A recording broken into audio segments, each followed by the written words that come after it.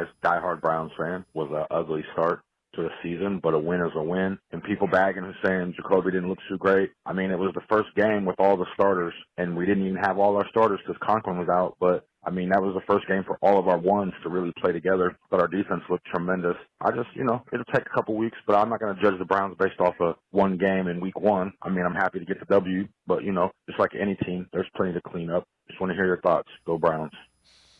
Mary Kay, I know you've written about this. Do you think some of the struggles were because that you didn't have the ones playing in preseason games? I know it's a trend around the league, but are you going to see that as a developing thing as the games pile up for these guys? They'll get more and more comfortable? Well, it wasn't just the preseason games that they didn't have enough time together in, because I did think that was somewhat of an issue.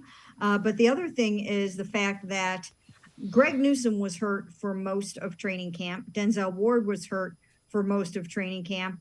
So those guys never really practiced together. So every time I looked out there, I mean, I was looking at, the AJ Greens and the Greedy Williams, who is now hurt himself. They just didn't have any continuity in the back end of the defense.